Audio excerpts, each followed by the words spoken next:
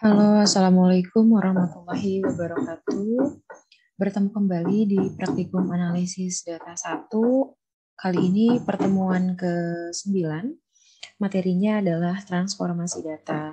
Akan ada dua jenis sebetulnya. Yang pertama memang transformasi yang sifatnya eksplorasi data. Kemudian selanjutnya adalah transformasi kenormalan data.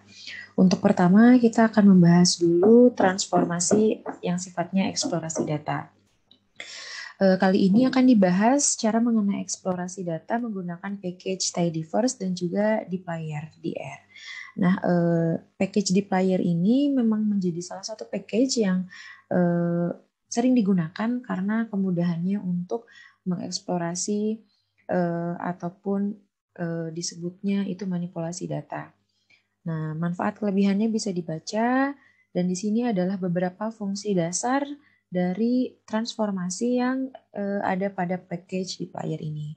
Pertama kita ada fungsi select yaitu untuk memilih variabel, ada fungsi filter, ada group by, summarize, arrange, mutate, dan sebetulnya masih banyak fungsi lainnya. Kita akan langsung saja mulai untuk mencoba menggunakan fungsi arrange. Kita ke halaman R-nya. Nah, di sini adalah data yang saya gunakan adalah data MPG. Teman-teman juga pasti sudah sering menggunakan data ini. Coba kita run saja. Jangan lupa untuk teman-teman yang belum menginstal dplyr, tidyverse, silahkan menginstal package-nya terlebih dahulu. Dan salah satu data yang saya gunakan juga ada data NYC flights. Jadi teman-teman juga silahkan install data NYC flights. Jika sudah, teman-teman aktifkan package tersebut dengan fungsi library. Sudah selesai, kita akan gunakan data MPG. Nah, ini adalah datanya, sudah masuk ke direktori kita. Kemudian selanjutnya kita coba akan lihat bagaimana data tersebut.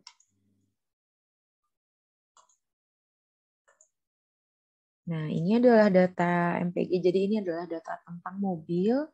Di sini terdapat 11 kolom dan 234 baris. Nah, datanya seperti ini. Kemudian kita akan coba lakukan arrange. Jadi mengurutkan kembali datanya. Untuk mengurutkan ini kita akan coba menggunakan variabel displ. Jadi kita coba MPG aja kali ya dibacanya. MPG arrange. Mohon maaf sebentar. Nah ya, MPG arrange 1. Ini adalah menggunakan data MPG. Kita jangan lupa untuk memberikan beberapa perintah itu menggunakan pipes, lalu gunakan perintah arrange. Data yang kita pilih adalah data displ. Nah, seperti ini. Kita coba run. Maka datanya masuk MPG arrange tadi. Kemudian coba kita gunakan fungsi view PG arrange 1. Nah, maka variabel displ tadi itu sudah terurut dari yang terkecil. Jadi memang untuk pengurutan arrange ini dari yang terkecil. Di sini ada 1,6, kemudian kita lihat datanya sudah terurut berdasarkan displ hingga 7.0. Nah, coba kita sekarang lihat bagaimana jika melakukan arrange terhadap dua variabel.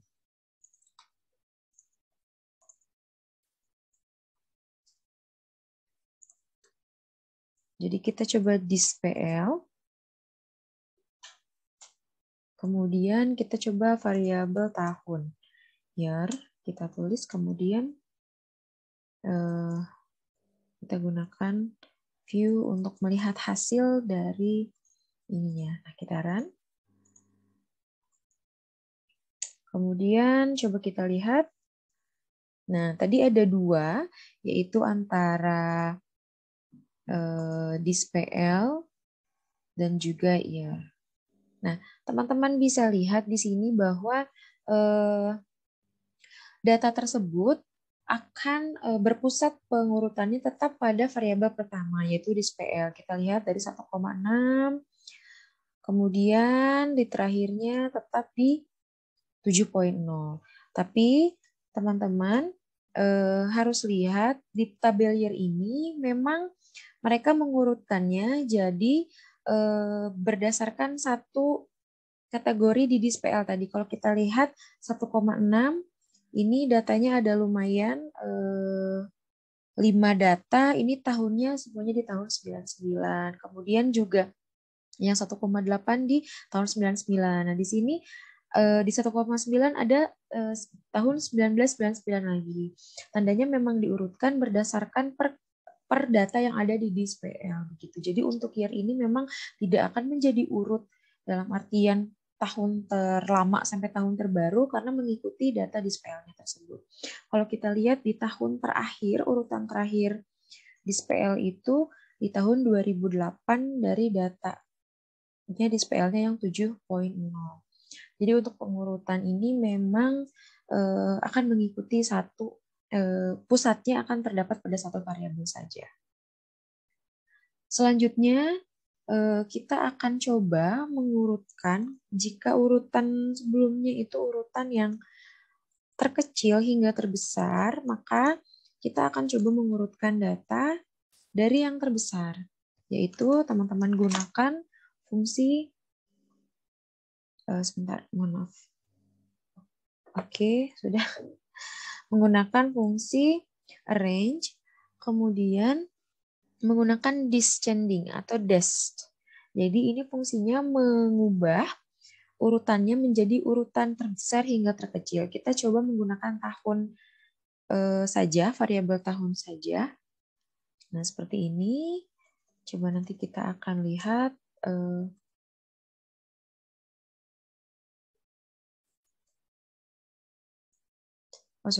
view-nya.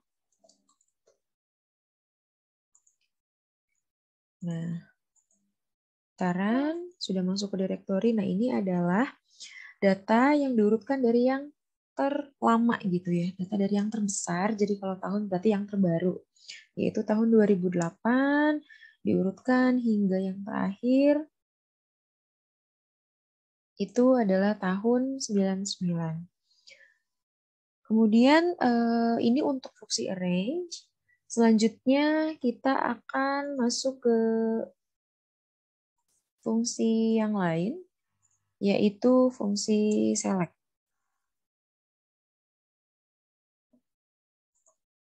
Kita akan masuk ke fungsi select. Untuk fungsi select ini masih tetap menggunakan data yang sama, yaitu data MPG. Kita coba menggunakan namanya MPG select 1. Kita akan coba dengan memilih yaitu variabel DISPL tadi, kemudian CTY dan tahunnya year. Nah, coba nanti kita sekalian buat fungsi untuk melihat MPG select 1. Coba kita run. Nah, sudah masuk. Nah, berarti hanya 3 variabel saja yang kita pilih. Kemudian, ini yang kedua. Kita akan memilih variabel. Kalau sebelumnya satu persatu kita sebutkan, nah sekarang kita akan langsung mengambil. Jadi, saya coba dari DRV hingga, nah kita lihat dulu variabel MPG-nya. Jadi, saya akan mencoba langsung ambil dari sini DRV sampai variabel terakhirnya yaitu kelas. Berarti kita akan coba di RV. Titik 2 ini tandanya hingga. Jadi DRV sampai variabel kelas. Nah, kemudian kita MPG select 2-nya sudah. Coba kita lihat. Nah, ini jadi diambilnya dari DRV sampai kelas gitu. Oke, selanjutnya kita akan menggunakan filter, yaitu fungsi ini yang digunakan untuk menyaring, artinya kita akan memilah data-data tertentu yang akan kita ambil. Untuk filter, saya akan menggunakan dataset ini ada di ggplot, yaitu dataset diamonds. Teman-teman bisa menggunakan berbagai data sebetulnya di R. Nah, untuk kali ini saya akan menggunakan data diamonds. Coba kita lihat. Nah, datanya seperti ini. Jadi datanya data tentang berlian. Di sini ada datanya itu berisikan tentang warna, kemudian tingkat kejernihannya, harganya, karatnya, dan lain-lain sebagainya. Kemudian kita akan coba lihat summary datanya.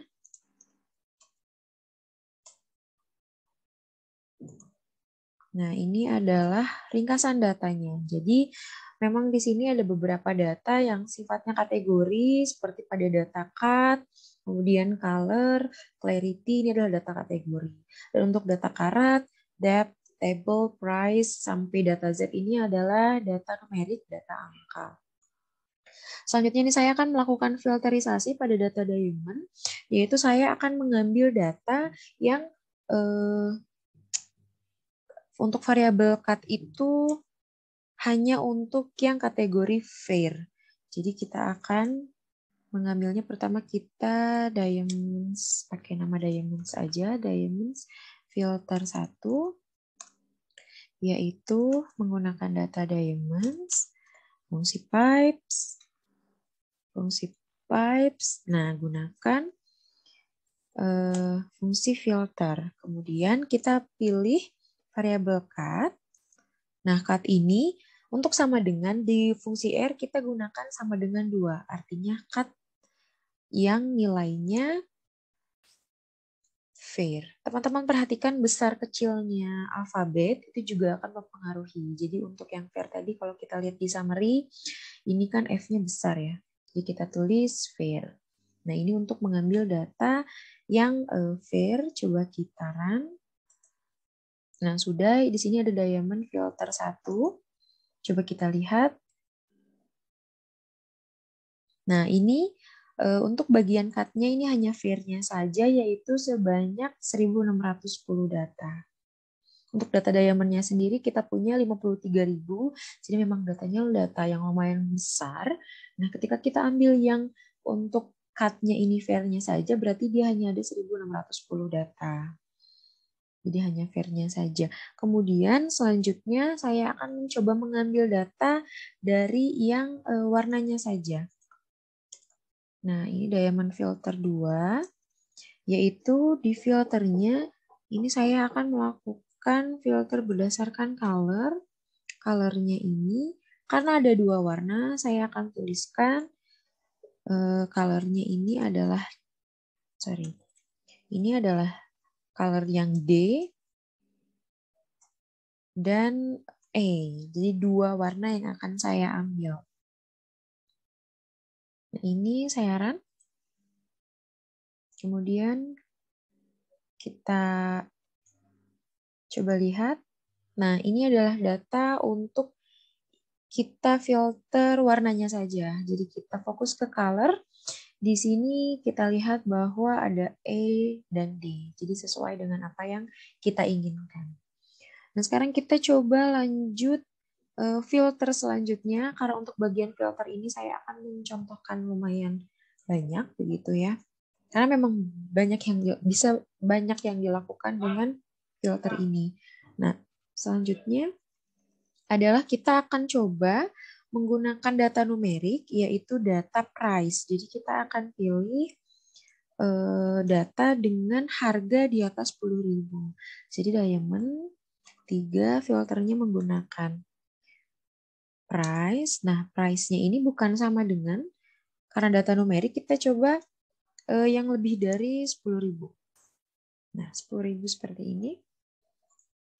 Gitaran diamond filter 3 sudah masuk. Coba kita lihat di price-nya. Nah, ini price-nya di atas 10.000 semua. Ini ada 5.000 data.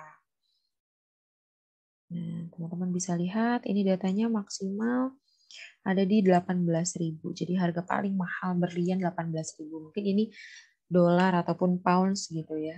Karena kalau rupiah kan nggak mungkin. Selanjutnya, setelah kita mencoba mencari yang harganya di atas 10.000, sekarang kita coba 2 filter. Jadi di sini diamond filter 4, kita akan coba menggunakan filter yaitu cut-nya kita coba yang ideal. Kemudian karatnya kita masukkan, variabel karatnya tadi, itu juga variabel numerik, yaitu karatnya sebesar 2. Nah, kita coba run. Sudah ada di sini filter 4. Coba kita lihat. Nah, ini untuk cut-nya, ini ideal semua, sudah sesuai. Nah, untuk karatnya itu hanya yang bernilai 2 saja yang kita ambil. Jadi datanya hanya sedikit ya, hanya 39 data. Karena filternya lumayan banyak. Nah, selanjutnya kita coba close dulu halaman-halaman ini. Nah, selanjutnya kita akan melakukan filter. Sekarang kita coba lebih banyak lagi. Jadi filter 5. Dalam filter 5 ini kita coba cut-nya ini ideal, masih sama. Kemudian karat ini lebih dari sama dengan 1,1 dan karat kurang dari sama dengan 1,5. Jadi ini ada di tengah-tengah antara 1,1 dan 1,5 untuk karat. Kemudian kita tentukan untuk harga, yaitu saya akan mengambil harga di bawah 5.000. Nah, ini adalah menggunakan fitur untuk atau. Jadi kalau dan itu menggunakan fungsi dan, nah kalau atau ini kita menggunakan tanda seperti ini. Jadi price di bawah 5.000 atau price itu di atas 15.000. Jadi teman-teman bedakan ya, dan ini menggunakan simbol ini, dan atau ini menggunakan tanda lurus gitu. Selanjutnya saya juga akan menambahkan tingkat kejernihan berliannya itu saya maunya yang SI1. Jadi SI1. Nah, seperti ini. Sudah kita coba 4, ada 4 filter menggunakan 4 variabel. Kita coba run, berhasil, yaitu filter 5. Nah, ini tadi kita kembali kalau cut-nya ideal, karatnya 1,1, price dan clarity. Kita lihat karatnya di atas 1,1 sampai 1,5, cut-nya ideal, clarity-nya hanya SI1, dan price-nya ini di bawah 5.000 atau di atas 15.000. Jadi price-nya memang hanya masuk yang di bawah 5.000 saja. Karena mengikuti variabel-variabel yang lain. Nah, selanjutnya kita akan coba filter yang lain. Jadi kalau tadi itu menggunakan beberapa filter ini, nah sekarang kita menggunakan filter kecuali. Jadi menggunakan perintah tanda seru seperti ini. Nah, tanda seru ini tandanya kecuali. Jadi diambil data kecuali karatnya ini, kecuali price-nya ini, dan kecuali clarity-nya ini. Gitu ya. Kita coba run. Kita lihat harusnya di filter 6. Jadi kita run dari sini lagi, filter 5 dan filter 6. Nah, filter 6 ini karena kecuali memang jadi akan lebih banyak. Nah, color-nya pun, clarity-nya jadi semua kecuali yang SI2, kemudian price-nya ini yang 5.000 sampai 15.000. Nah, seperti ini. Selanjutnya, kita masih di filter. Selanjutnya di filter kita akan menggunakan data yang lain. Jadi kali ini kita akan menggunakan data flights. Nah, di data ini adalah data penerbangan, berisikan data penerbangan. Coba kita run. Kita lihat dari summary datanya.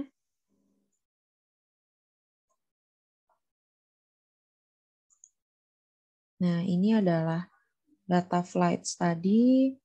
Memang datanya cukup banyak variabelnya. Di sini berisikan data penerbangan di tahun 2013 gitu. Selama 1 tahun ternyata penerbangan ini ada 336.000 data. Nah, kita akan coba lakukan karena datanya sangat banyak. Jika kita ingin melihat yang spesifik, itu sulit kalau kita melihat data keseluruhan, maka kita gunakan fungsi filter ini. Contohnya ini saya berdasarkan data, misalkan saya mengambil data 1 Januari, kemudian saya tulis Jan 1, kenapa? Karena di R ini kita nggak bisa memulai nama variabel menggunakan angka. Jadi huruf dulu, Januari 1, ini kita coba ambil datanya menggunakan fungsi filter. Nah, ini bentuknya beda, jadi kita tidak akan menggunakan pipes. Saya akan coba menggunakan langsung fungsi filter seperti ini. Kemudian filter flights menggunakan data bulan sama dengan 1 dan day ini sama dengan 1. Jadi saya akan melihat penerbangan di 1 Januari. Unexpected. Oke, sorry. Oh, ini harusnya nggak kurung tutup. Nah, seperti ini. Kita run, berhasil. Nah, ini adalah penerbangan yang hanya ada di 1 Januari saja. Ini tidak menggunakan fungsi pipes, jadi teman-teman juga bisa menggunakan cara seperti ini. Jadi pertama itu menggunakan fungsi dulu. Kalau yang pipes itu kan data dulu, kemudian perintahnya apa. Nah, kalau sekarang ini kita menggunakan cara yang berbeda, yaitu fungsi dulu, tidak menggunakan pipes, kemudian baru datanya. Atau misalkan ini saya mengambil 18 Desember. Nah, ini adalah menggunakan fungsi filter, menggunakan data yang sama, flights. Nah, digunakan bulannya. Ini adalah bulan 12, day-nya ini adalah 18. Untuk 18 Desember, ini ada 956 data.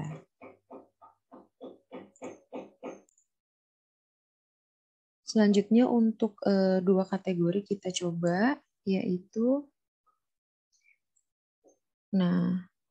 bulan 11 dan 12. Coba kita coba ini menggunakan fungsi sama, filter dari flights, kemudian months ini sama dengan 11 atau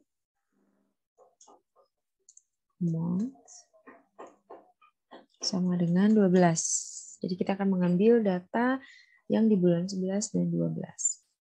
Nah, bulan 11 12 coba kita lihat. Jadi months-nya 11 ya yang diambil. Nah, ini 12. Untuk fungsi filter contohnya sampai situ, kita akan beralih ke fungsi yang kedua, yaitu fungsi gather. Fungsi gather ini kalau kita lihat kembali ke modul, fungsi gather ini adalah satu fungsi yang bisa mengubah gitu ya kolom dan baris. Untuk lebih jelasnya kita akan Untuk lebih jelasnya kita akan membuat data sendiri yang memang datanya terbilang kecil gitu ya. Kemudian kita akan gunakan ini aja. Gunakan apa namanya? Beberapa variabel ini saja. Nah, ini ada saya membuat variabel negara, kemudian pendapatannya di tahun 2019, 2020, dan 2021. Di tahun 2019, 2020, 2021, kemudian saya akan coba buat data frame dengan nama PDB. Itu jadi datanya nanti seperti ini. 2019, 2020, 2021. Kemudian setelah kita punya data seperti ini, kita akan coba buat gather-nya. Jadi kita akan buat PDB gather-nya. Ini adalah dari PDB, kemudian menggunakan fungsi pipe lagi karena nanti kita coba akan banyak banyak perintah. Jadi menggunakan fungsi pipes. Nah, ini gather. Ini menggunakan tahun dan juga PDB. Nah, ininya di 2 sampai 3 ini maksudnya jadi di kolom 2, 3, 4 gitu. Kolom 2, 3, 4 ini kita tuliskan 2 sampai 4. Nah, coba kita run.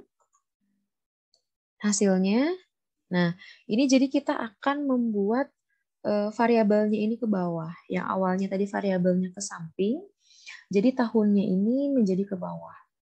Tahun 2019, 2020. Kalau misalkan namanya itu biasanya agregat gitu ya. Jadi yang awalnya filenya bentuknya seperti ini, maka kita coba akan buat menjadi bentuk yang seperti ini. Jadi tahunnya ini berisikan 3 kali 5 gitu ya, 15 ke bawah. Nah, ini adalah angka-angka PDB-nya. Selanjutnya, karena tahun ini kita lihat ada huruf T di depannya, maka kita akan hilangkan huruf tersebut. Jadi saya akan buat PDB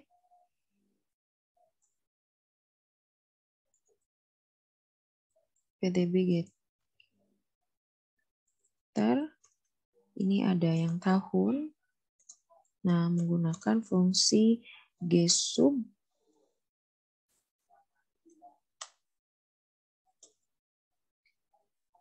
Nah, ini menggunakan A sampai Z kecil, A sampai Z.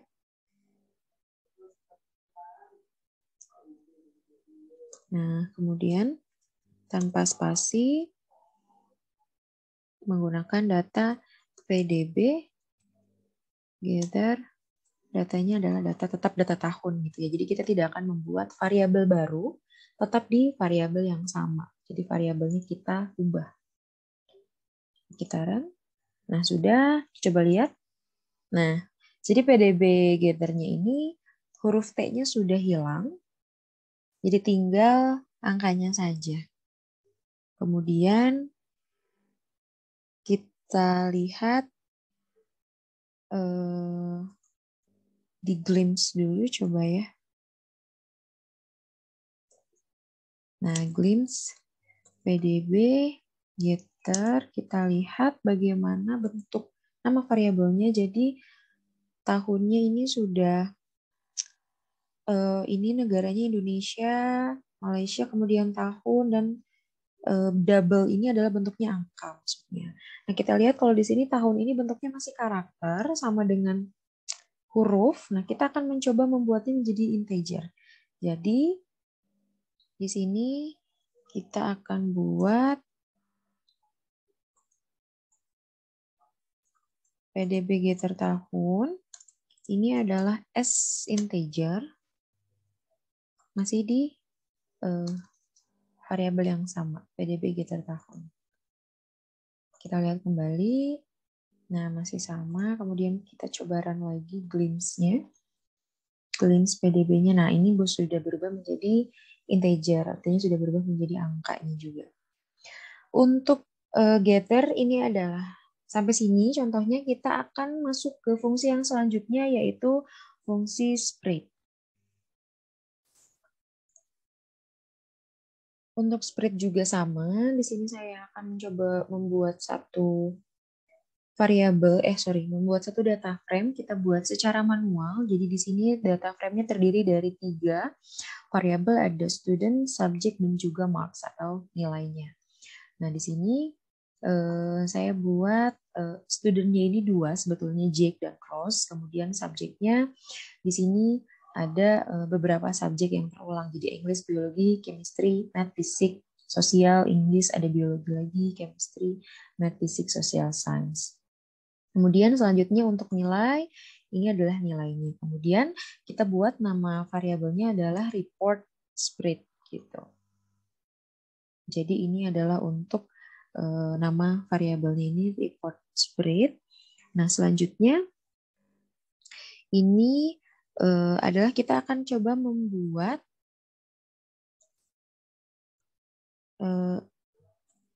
si nilai ini report spread. Kita beri nama report spread 1. Ini menggunakan data report spread, kemudian pipes. Nah, ini menggunakan fungsi spread untuk subject dan juga marks. Jadi nanti datanya itu untuk variabelnya akan berubah menjadi variabel dari subjek. Dan marks adalah nilai yang ada pada variabel tersebut. Coba kita lihat hasilnya. Nah, jadi nanti di sini tadi yang awalnya, coba kita lihat report spread satunya. Kalau sebelumnya adalah seperti ini, variabelnya seperti yang kita punya tadi, seperti pada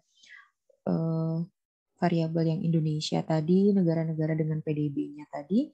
Nah, ini juga saya punya yang awalnya seperti ini, ketika diubah spread-nya berdasarkan subjek, maka seperti ini. Jadi nanti berubah studentnya ini Jack dan Rose tetap. Nah, ini adalah subjeknya ada biologi sampai social science. Kemudian ini adalah nilainya. Nah, sekarang kita coba melakukan bentuk yang lain.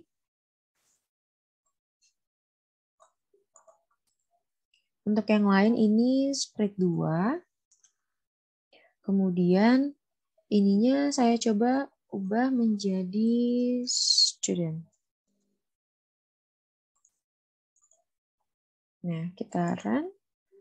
Nah, maka nanti subjeknya berada menjadi yang paling kiri, kemudian variabel Jack Rose-nya ini menjadi variabel yang ada di kanan. Dan ini adalah nilai-nilainya. Jadi mengubah bentuk baris dan kolomnya.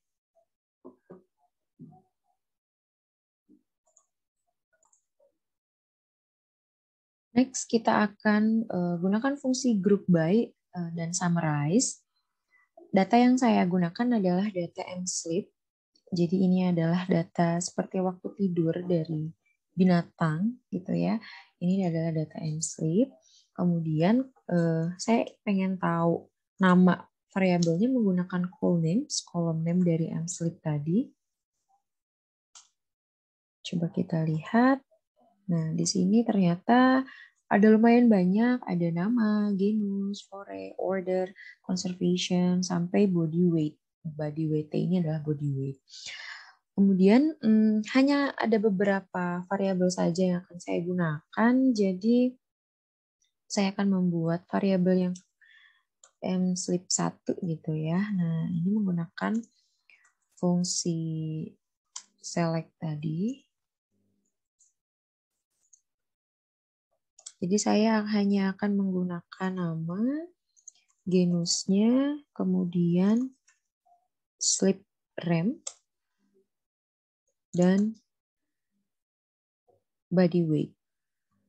Nah, selanjutnya setelah saya mengumpulkan hanya beberapa variabel saja, Nah, ini adalah variabelnya, data frame baru begitu ya. Selanjutnya saya akan melakukan summarize. Jadi kita akan coba mslib group by summarize. Ini nama datanya menggunakan mslib 1 yang kita baru tadi, kemudian operator pipes.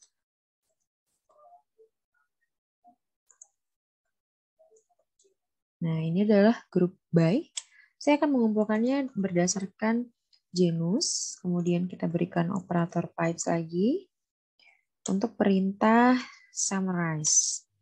Summarize ini menggunakan, nah nanti ini ada count, yaitu untuk menghitung, untuk count ini menggunakan jumlah pengamatannya, kemudian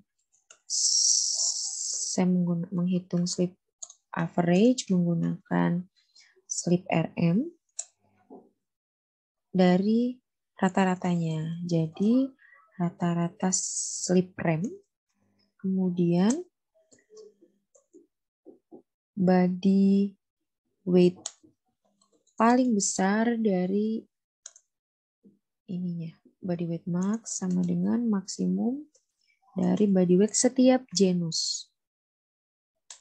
Nah, seperti ini. Body weight T aja. Body weight T aja. Nah, ini tutup kurung untuk, sudah ada. Oke, sudah seperti ini. Coba kita run. Ada yang salah nggak ya dengan sintaksnya? Oh, tidak, betul. Jadi mslib group by. Nah, jadi tadi kalau datanya sebelumnya seperti ini banyak sekali nama-nama binatang. Nah, kali ini kita hanya berdasarkan genusnya saja. Genusnya hanya ada berapa nih? Dikit ya, hanya ada 11. Oh enggak, ada 30, 40, 50, 60, 70. Ada 70. Kemudian setiap genus seperti Acinonyx. Nah, ini adanya cuma 1. Kemudian sleep AVG-nya nggak ada karena ada beberapa data yang kosong. Nah, ini body weight max-nya 50. Nah, ini ada data yang 2 seperti genus Equus. Ini sleep average-nya 0,5 dan body weight-nya 521. Jadi ini lumayan besar ya binatangnya. Nah, ini untuk binatang-binatang genus-genus lainnya. Itu salah satu fungsi group by ini untuk membuat grup. Nah, membuat grupnya, kemudian untuk summarize tadi, jadi untuk membuat summary-nya begitu. Biasanya memang group by summarize ini digunakan berbarengan, tapi digunakan satu persatu juga bisa. Namun pada praktikum kali ini saya membuatnya menjadi satu fungsi begitu. Setelah mencoba yang tadi, group by dan summarize, saya akan membuat fungsi mutate.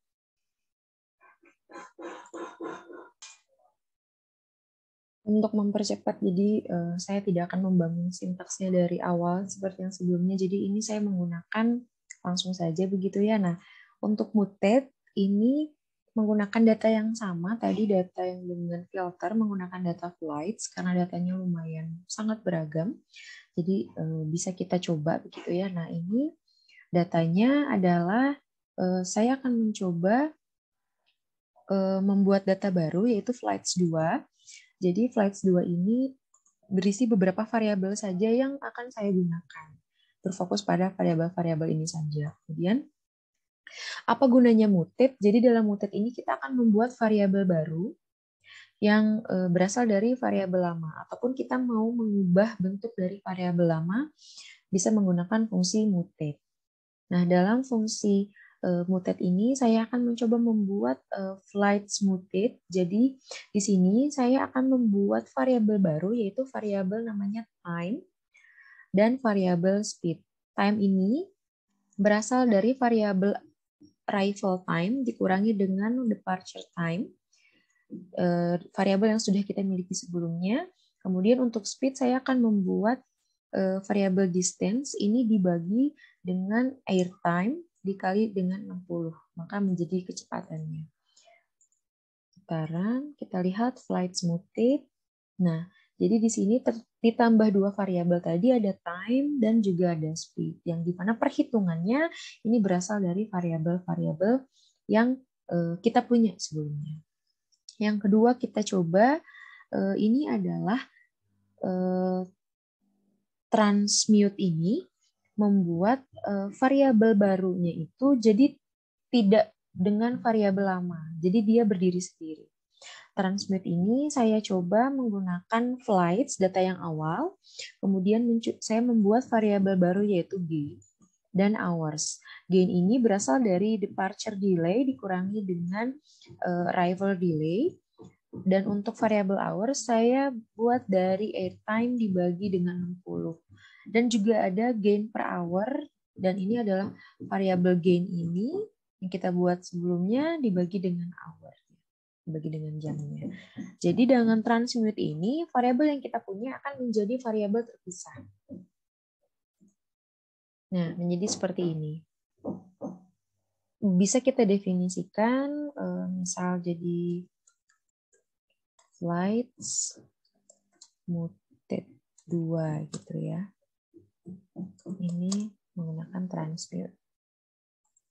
Nah, jadi flights muted 2 kita lihat. Nah, maka variabel yang dibuat ini hanya 3 variabel, hanya yang barunya saja. Tidak, yang lama itu tidak ikut serta. Nah, ini fungsinya beda. Muted dan transmute. Selanjutnya, kita akan mencoba membuat beberapa fungsi, beberapa perintah dalam ada beberapa fungsi dalam satu perintah. Jadi di sini saya akan coba buat manipulasi data begitu ya. Di sini menggunakan select, filter, dan juga arrange. Di mana untuk variabel flights ini saya akan memilih hanya departure delay, arrival time, arrival delay, origin, destinasi, dan waktunya. Kemudian di filter, untuk origin saya akan memilih hanya dari bandara JFK saja. Dan ini between-nya ada departure delay dari min 0 sampai 100 saja. Kemudian untuk arrange, ini hanya menggunakan untuk arrange ini jadi nanti diurutkan dari yang originnya menggunakan variabel origin dan destinasi menggunakan descending dari yang terbesarnya. Coba kita run. Nah, jadi seperti ini. Ini saya akan kasih nama aja, misalkan jangan praktikum ya, apa ya? Ini flights aja deh. Flights 3 begitu ya. Nah, seperti ini. Ini coba kita kasih nama flights 4. Nah, seperti ini. Untuk flights 3 tadi kita coba run. Nah, ini menjadi flights 3. Nah, di mana nanti jadi di flights 3 ini originnya itu menjadi terurut, kemudian di sini destinasinya juga diurutkan menggunakan arrange. Nah, ini adalah perintah-perintah untuk membuat flights 3. Sekarang coba dilihat untuk flights 4. Ini lebih banyak lagi. Jadi menggunakan select, filter, arrange, dan muted. Kita hanya memilih dari 5 saja, sama dengan yang sebelumnya dari variabel flights. Kemudian kita filter. Destinasinya kita pilih hanya yang TPA saja. Dan between departure delay-nya ini hanya dari 5 sampai 100. Kemudian diurutkan dari destinasi dan juga originalnya, dan membuat variabel baru. Ini delay apa enggak, jadi menggunakan if else. Jika departure delay-nya lebih dari 0, maka delay itu akan diberikan nilai 1. 0 tandanya jika departure delay-nya kurang dari sama dengan 0, maka nilainya 0. Jadi seperti fungsi if else pada biasanya. Coba kita run. Nah, ini menjadi flights 4, kita lihat. Nah, ininya hampir sama, originnya tadi destinasinya hanya TPA saja.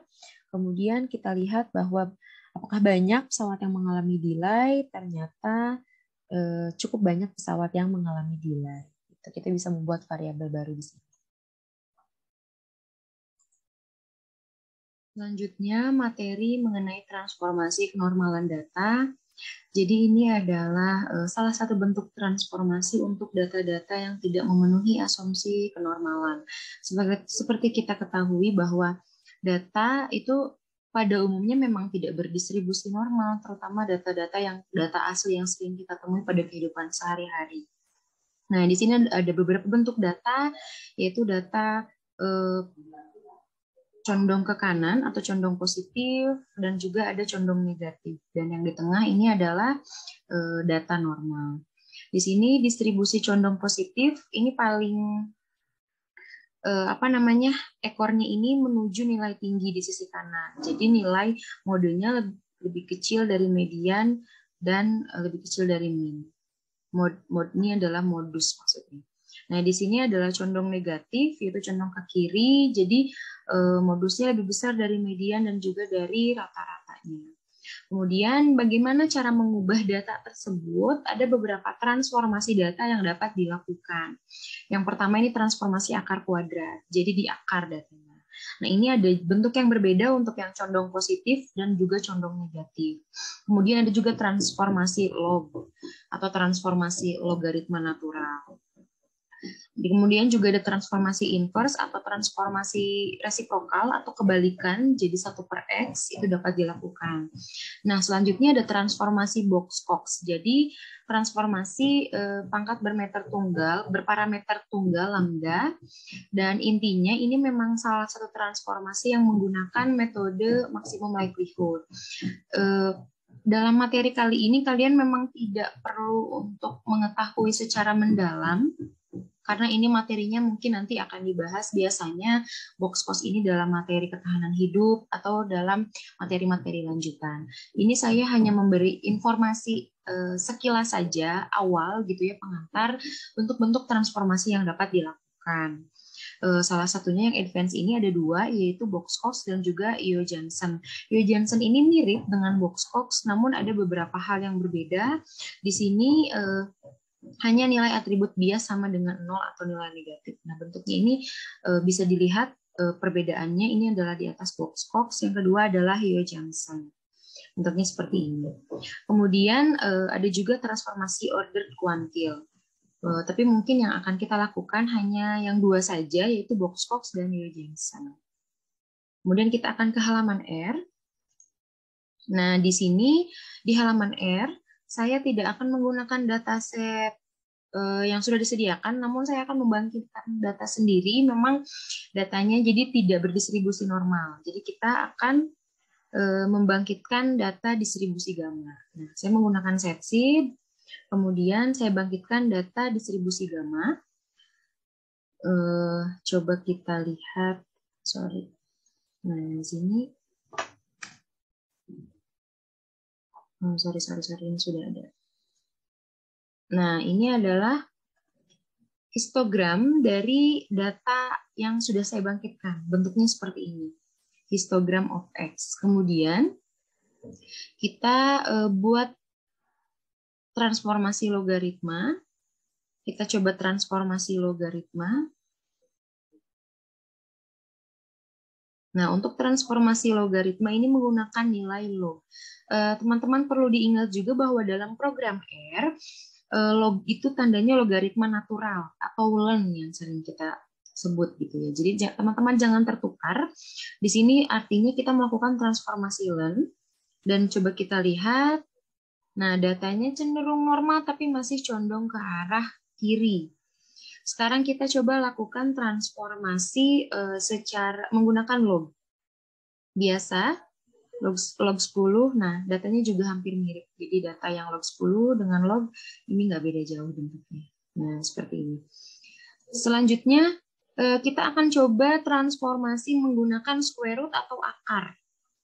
Di akar datanya bentuknya akan menjadi seperti ini, tapi malah masih tetap condong ke kanan, tapi memang tidak separah pada data aslinya, begitu. Nah, selanjutnya coba kita yang inverse. Wah, nilai inverse malah jadi datanya nggak bagus ya bentuknya, begitu. Nah, sekarang untuk Box-Cox dan Yo-Jensen, saya akan menggunakan library based normalize. Jadi silahkan teman-teman yang belum punya library based normalize, silahkan diinstal terlebih dahulu menggunakan fungsi install package, atau bisa langsung diklik package di sini, kemudian teman-teman klik install. Nah, nanti akan muncul install package seperti ini. Silahkan diklik based normalize. Karena saya sudah punya, saya akan langsung panggil package-nya. Library based normalize. Selanjutnya, nah ini untuk ArcSyn transformation, karena memang ada beberapa transformasi yang dilakukan dalam package ini, salah satunya menggunakan ArcSyn ini. Kita akan coba data tadi kita. Nah, ini langsung muncul ya, standardize, asyn X, kemudian ada min-nya dan juga standar deviasinya. Kemudian kita coba lihat transarc-nya itu nilainya dari XT. Jadi nilai saya perlihatkan mungkin di sini ArcSyn ini dapat menghasilkan beberapa nilai ketika kita gunakan. Ini XT itu nilai transformasi, ini nilai asli, ada rata-rata, kemudian juga ada standar deviasi, ada N, ada norm statnya, dan juga ada standardize. Untuk nilai yang mengandung nilai transformasinya ini ada di XT. Maka dari itu saya mendefinisikan ArcSyn ST ini nanti kita sebut sebagai transnya, transformasinya. Kita masukkan ke data frame transformasi A, seperti itu maksudnya. Nah, lanjutnya kita coba lihat dari histogram. Nah, ini adalah bentuk transformasi dari ArcSyn. Bentuknya memang masih condong ke kanan, tetapi datanya sudah jauh lebih baik dari sebelumnya. Kita lihat bentuknya sudah ada, nggak terlalu skew gitu ya, tidak terlalu lonceng, bentuknya tidak terlalu landai, tidak terlalu landai. Nah, selanjutnya ini ada transformasi Box-Cox. Ini menggunakan fungsi Box-Cox S, coba kita run. Kemudian kita masukkan ke dalam data frame transformasi box, jadi nilai XT-nya yang kita ambil, kita run. Nah, kemudian kita lihat data setelah dilakukan transformasi, ternyata setelah dilakukan transformasi box, datanya sudah jauh lebih bagus bentuknya, sudah bisa mengikuti distribusi normal. Kemudian coba kita lihat yang Yo-Jensen. Nah, menggunakan fungsi Yo-Jensen, kemudian transformasi ini kita ambil dalam bentuk XT-nya, dimasukkan ke dalam variabel transYo. Ini saya run, ini belum di run atasnya. Nah, seperti ini. Mendapatkan nilai min dan juga standar deviasi, dan ini adalah histogramnya. Nah, bentuknya seperti ini. Bentuknya mirip seperti normal, tetapi kalau kita lihat dari visualisasi saja lebih bagus, sepertinya lebih bagus menggunakan transformasi Box-Cox. Untuk makin memastikan data tersebut normal atau tidak, kita bisa menggunakan Shapiro test. Jadi ini menggunakan salah satu tes kenormalan. Teman-teman bisa menggunakan tes yang lain. Saya menggunakan Shapiro test. Saya coba menggunakan nilai, karena tadi nilai yang sudah mirip banget normal. Saya lihat transbox. Coba kita lihat transbox. Ini apakah normal atau tidak. Dan perlu diingat juga, untuk nilai p-value di atas 0,05, tandanya data tersebut itu mengikuti distribusi normal. Jadi kalau nilai p-value di atas 0,05, maka transformasi yang kita lakukan sudah cukup bagus. Nah, ini Shapiro test untuk transbox, nilainya p-value-nya sudah di atas 0,05, tandanya data tersebut sudah mengikuti normal. Atau mungkin coba kita mau lihat yang transformasi lain. Coba kita coba transformasi log ini, apakah sudah? Oh, nilainya belum, masih di bawah 0,05. Kemudian coba transformasi yang Yo-Jensen, nilainya juga masih belum.